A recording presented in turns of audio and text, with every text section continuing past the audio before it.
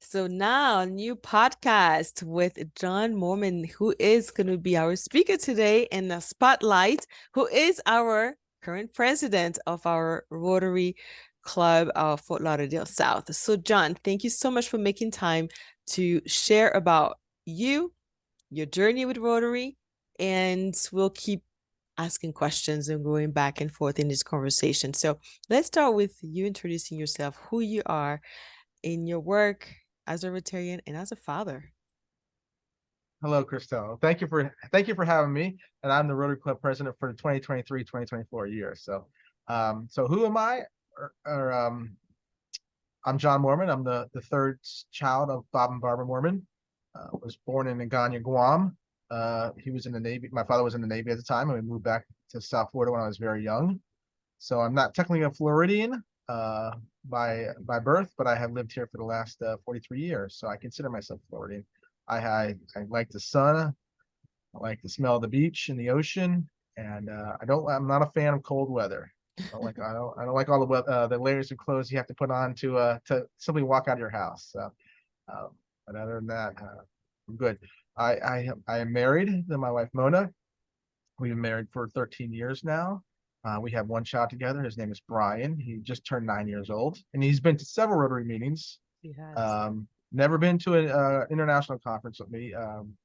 He's been to he's actually volunteered and helped out in a couple events the Rotary's put on, and he's just recently at the our Christmas party, so which he likes, and he enjoys the Tower Club. And whenever we used to drive by the One Financial Plaza where we used to meet, he'd ask, when are we going back to Rotary meet? And I said, not today, Brian. You got to go to school. He said, all right. Yeah.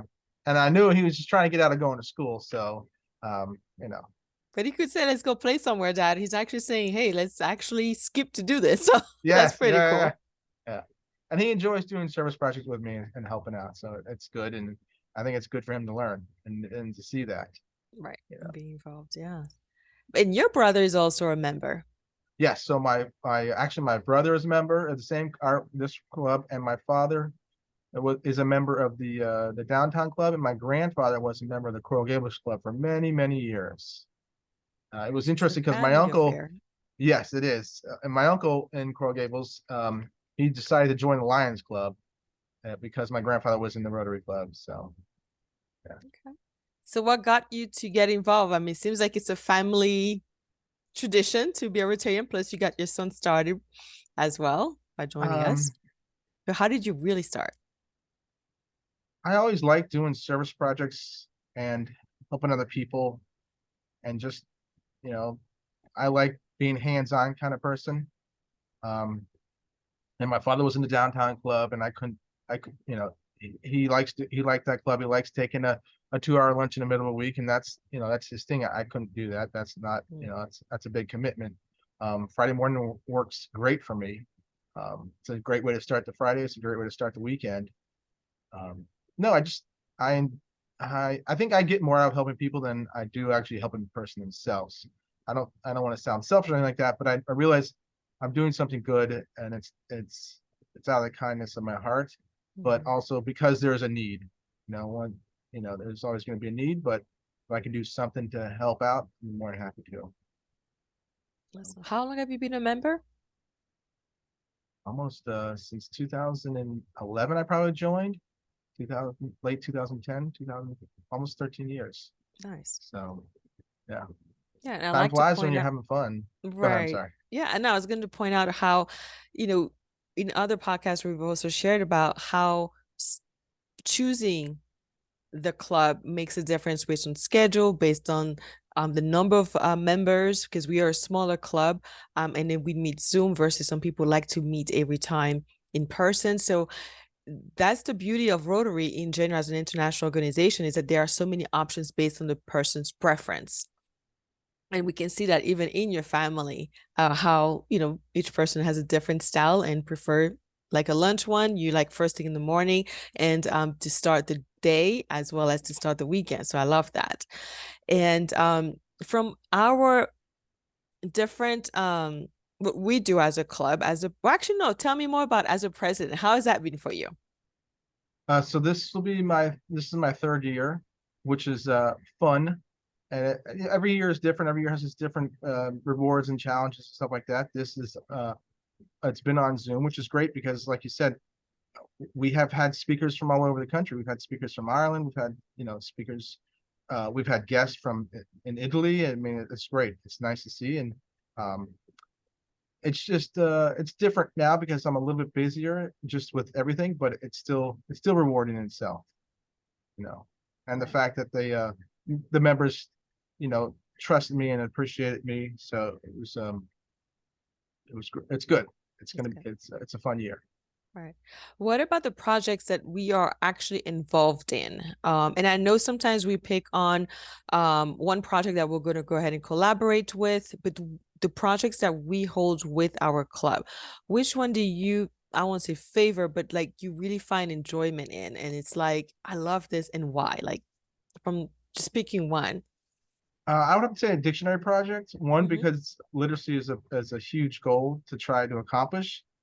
Just reading in general is fun. Once you get the knack of it and you can grasp reading, you can comprehend because you're reading the book, but you're also doing a lot of other things while you're reading the book. And it's a dictionary.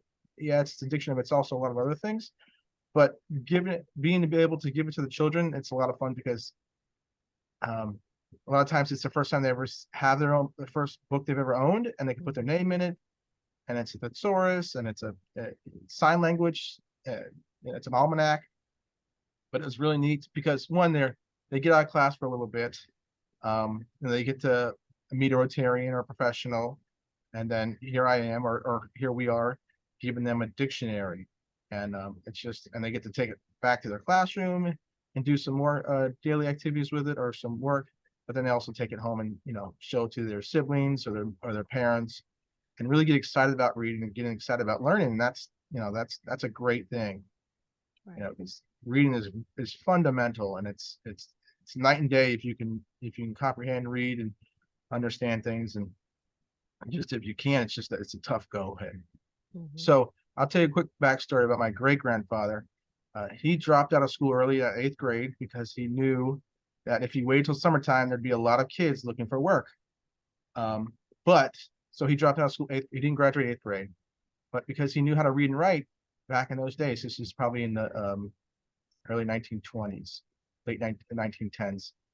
Um, he had a leg up, and that was the difference in night and day. And it still is a difference between night and day. If you were able to read, because like you said, and like your business, you have to be able to read contracts. Right. You have to be able to, start and finish projects and jobs and stuff. So I think reading and reading is a lot of fun because it takes you to different worlds, and it can open to a lot of different new opportunities.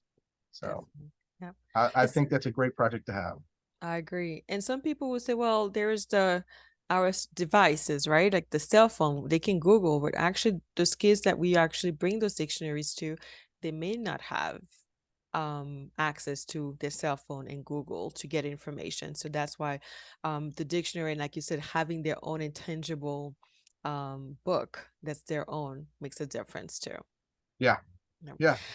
So how do you envision with some of the projects that we have, like the impact of Rotary or what we're doing in the next year? Like, is there some, I know there are some projects that we are taking on, but from as a president point of view, some of the projects that we'll be taking on, is there anything you would like to share?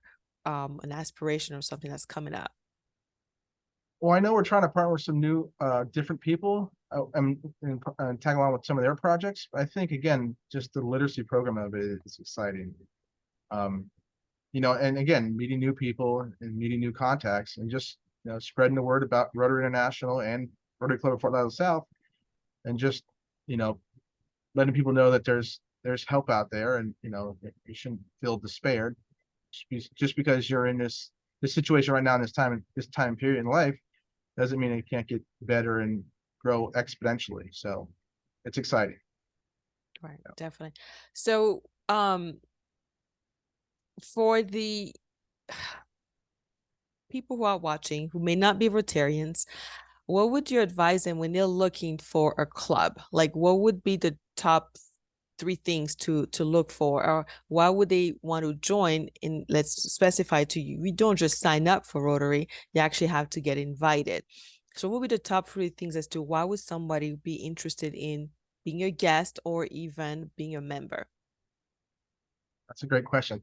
So I think it'd be cool. I mean, everybody has a story to tell, regardless. Even if you think you're a square, you're not really a square. Everybody has a story to tell, and Rotary International, every single club is always looking for a speaker, um, and you can just tell your story, and that's a great story to tell because only you've lived that story. So, I mean, there's a lot of ups and downs in your story. So that right there is a great starting point. And when you're telling your story, people can um, recognize with that, or they can be people can relate to your situations. Not everybody in the room, but if it's just one or two people or three people, it's a great feeling to know that, hey, it's a lot of people in this world, and I'm not alone, and there's somebody else out there that's had the same ups and downs or just the shenanigans that I have had.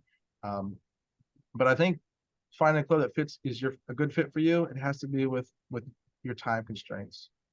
Great. What works best for you. I know some people can't do nights. Some people, are not a morning person. So everybody's schedule is different. Everybody's time constraints are different. Some clubs meet in the morning, some clubs meet at night, and some clubs are just on Zoom, and some clubs meet a couple times a month, but they're social in one time. So there's a lot of options you have in Rotary. It's just you just got to open that door and you got to look and see what might fit for you. Right. So something that we did not talk about at the beginning, um, of who you are is what you do, right? And how you also open your space on Christmas time for Ring the Bell as well as to put the dictionaries together. So tell us a little bit of the collaboration of having your store, what your store is, where it's at, and how we use it. So I'm a jeweler by trade. I kind of fell back into the business because when it's a family business, you're always getting tapped on the shoulder, either come in, polish some silverware, or put your coat on and come into work that night. But I love this business. I get to design jewelry, I get to meet customers, and I get to interact. Um, but I'm fortunate enough, we have a standalone building, and I have space here where we can come in. So during the holiday season, we'll ring the bell from the Salvation Army in front of the store, and it's a lot of fun because usually the weather's nice, and we'll do it two or three people at a time, and people are in a good mood, and you're ringing the bell, and or you have a bicycle horn, you're honking horn and making noise, or just talking to people as they're walking by. And also, again, like I said, it's a decent sized building, so we're able to do the dictionary projects. I'm able to put up, three tables in the storeroom before we open up, and do a service project for the dictionary program. So that's great. So, oh, and it doesn't hurt that we're downtown Fort Lauderdale, so we're about a mile and a half from the beach. So that's always a plus. Right, right. So this shows collaboration, community service, what we do for our business, as well as collaborating with Rotarians. So it's like a win-win situation. Um, and I love how you were humble of not even sharing about what you do, and just really the fact that you love Rotary for being of service. And so thank you for sharing in that way, and also to tell us what you do as a jury so owner.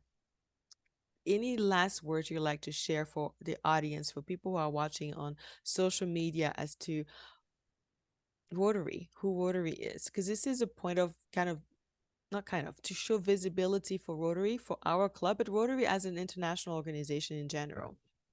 Yeah, so that's a great point. I mean, yes, we do meet once a week or a couple times a month, but there's also the aspect of the international Rotarians all over the world. I mean, I was very fortunate my first term as president to go to Thailand, and I spent a week in Thailand. I went to the international conference. I met tons of people from India, from Africa, from Asia, that we all had one thing in common, that we were all Rotarians, and we all, we saw the need, uh, that there was a need for help, and we were trying to step up and trying to fill that need. And that's just a great thing. Now, you don't have to go to the international conference. If you're ever traveling or you're on a road trip, taking a weekend off, you can always go. So I was in Florida Keys, and there just happened to be a Rotarian group down there. They were doing a fundraiser at a local pub on the beach bar, and they're doing a fundraiser. So it was a lot of fun, you know.